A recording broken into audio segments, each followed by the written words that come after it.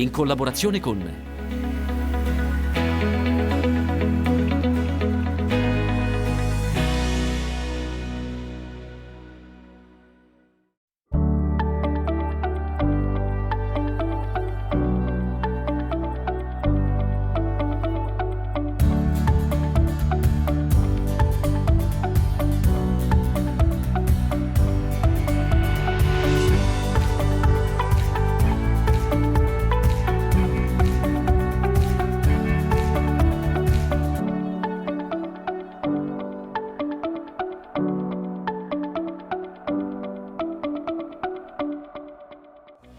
Matera e i suoi sassi, una storia lunghissima, da vergogna d'Italia a patrimonio dell'UNESCO a capitale della cultura. Ha origini libanesi, ma quando è arrivata in Europa presto i consumatori ne hanno apprezzato la qualità. Stiamo parlando dell'uva Sasla, un'uva da tavola coltivata in modo intenso negli primi anni del Novecento fino al 1960, ma alcuni produttori ora l'hanno riscoperta. E noi ci occupiamo di vendemmia. Come saranno le uve di questo 2019? Beh, sicuramente sotto il profilo fitosanitario tutto pare andare bene, l'abbondanza non ci sarà. D'altra parte il raccolto 2018 era stato veramente sovrabbondante. Vedremo se la realtà corrisponde alle stime che peraltro usciranno ufficialmente il 4 settembre al Ministero delle Politiche Agricole e vedranno per la prima volta insieme Unione Italiana Vini, Assoenologi e ISME. Ma come se la stanno cavando i vitivinicoltori emiliano-romagnoli? Faremo un focus provincia per provincia, ma per cominciare vedete la vitivinicoltura di collina. Sali scendi, molta fatica ma anche molte soddisfazioni. Siamo a cavallo di due province, tra Imola e Riolo Terme, tra Bologna e Ravenna, e vi racconteremo qui dall'azienda agricola Nasano come sta andando questa prima fase della vendemmia. La nuova puntata di Con i frutti della terra ci ha riportato in Basilicata e a lasciarci senza fiato. Qui è la bellezza di una città tra le più antiche del mondo, dove l'uomo ha sempre vissuto dal Paleolitico fino ad oggi, Matera e i suoi sassi. La città è nata qui nelle grotte naturali della Gravina scavate nella roccia, poi mano a mano cresciute, modellate dall'uomo grazie alla facilità con cui il tufo si può scavare, e così sono state ricavate le chiese rupestri, poi gli strati successivi costruiti fuori terra, ma c'è anche una parte di città che è invisibile a prima vista, fatta di cisterne per la gestione dell'acqua, enormi, grandissime, riscoperte anche, a dir la verità, pochissimi anni fa, negli anni 90, poi neviere, cunicoli, e poi dopo, durante tutto il Medioevo, il paesaggio rupestre è stato trasformato con la costruzione di imponenti luoghi di culto come la cattedrale in cima alla collina della Civita, che divide proprio i due sassi, il sasso barisano dall'altra parte della collina. Qui alle nostre spalle abbiamo appunto la parte medioevale e la Civita, e questo il sasso caveoso, probabilmente quello più povero, più caratteristico, che davvero ci fa capire quanto potesse essere dura la vita nei sassi, una vita durissima che ha decretato anche in qualche modo la morte per un certo periodo, il rischio di morire di questo patrimonio immenso, che è davvero un esempio unico di architettura, di cultura, tanto che nel 1993 l'UNESCO ha dichiarato i sassi di Matera patrimonio mondiale dell'umanità. Se si è arrivati a questo, molto lo si deve al circolo La Scaletta, fondato nel 1959, un periodo in cui i sassi davvero hanno rischiato di scomparire. Matera era appunto la città della vergogna. All'inizio degli anni 50 gli abitanti furono trasferiti e Matera divenne una città fantasma. A quel punto è nato e ha cominciato ad intervenire il Circolo La Scaletta, tra i soci fondatori Michele De Ruggeri.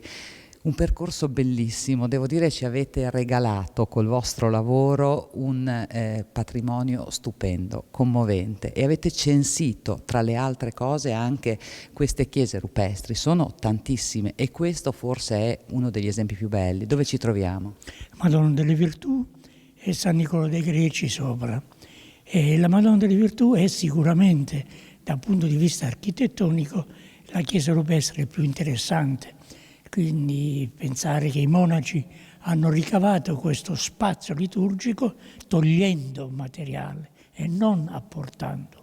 E in questo lavoro di scavo hanno riproposto però tutti gli elementi dell'architettura costruita.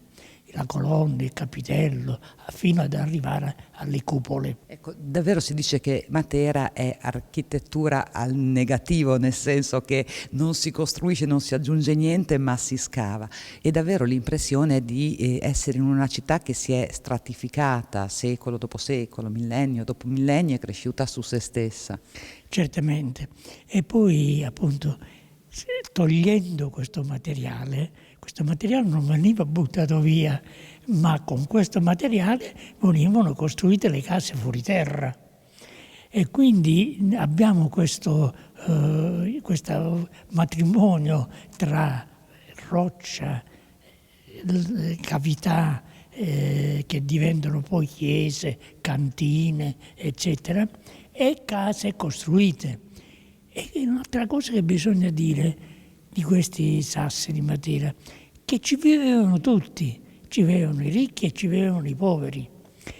E i ricchi chiaramente costruivano grandi palazzi, e infatti sia quelli che stanno intorno alla cattedrale, ma quelli che stanno dentro i sassi sono delle costruzioni che sono venuti sopra le grotte.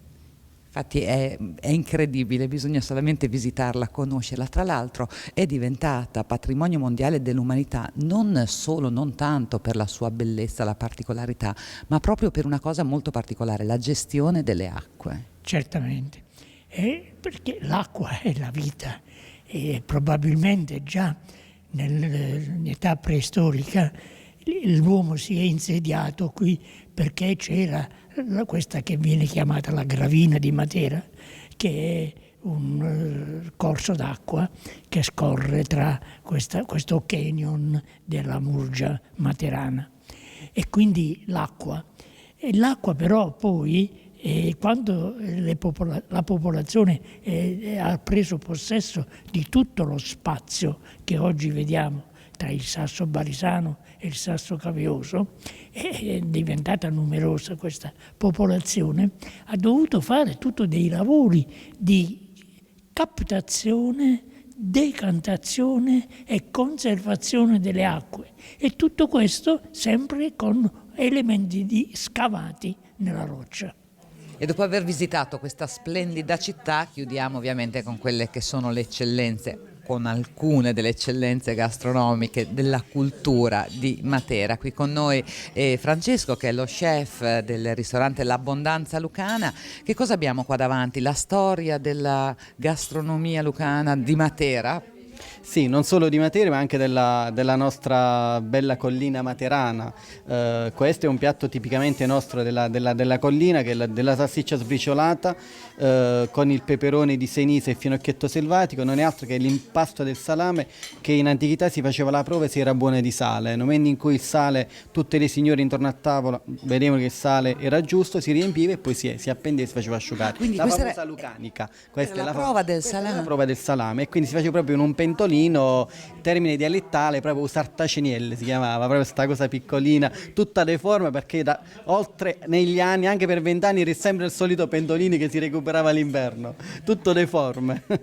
Questa invece è una cosa tipica proprio di Matera, che è la famosa crapiata, dove il raccolto del grano ad agosto si fa questa festa a fine raccolto con grano, legumi, fave. Noi chiaramente l'abbiamo arricchito con dei funghi porcini, peperoni cruschi, insomma gli abbiamo dato un tocco originale in tempi, dal palato in tempi moderni. Ecco, questa l'innovazione e tradizione non è solo un modo di dire. Ecco, non è solo quello il modo di dire. Questa invece è un'altra tipica ricetta, questa è una ricetta che mi ha dato mia madre, praticamente è la carne del maiale che si conservava sotto aceto, e quindi nel periodo invernale si recuperava, quando magari la domenica è un periodo di festa, e si metteva sulle nostre tavole. Non è altro che una carne conservata sotto aceto con dei carciofi e vincotto, e presentiamo, ecco, la nostra regione con tutte le sue specialità nel territorio, in tavola. Ecco. Io la ringrazio infinitamente per averci anche trasmesso la passione per questa terra, per la sua cucina. E a questo punto qui si conclude il nostro viaggio in quel di Matera, restituisco la linea, però la nostra trasmissione continua. Dai sassi di Matera al terreno argilloso, ma anche terra di calanco, qui sulle prime colline tra Imola e Riolo Terme. Che cosa sta accadendo? Lo vedete, siamo all'inizio della vendemmia e cercheremo di capire se le previsioni vendemmiali funzionano più o meno a macchia di leopardo, e comunque un dato è comune: le uve sono meno, però sono sane. Cercheremo di capire anche, insomma, come vedono il futuro i nostri vitivinicoltori di Romagna, qui dalla Tenuta Nasano. Adesso la linea a Claudio Ferri e noi ci rivediamo in finale di puntata.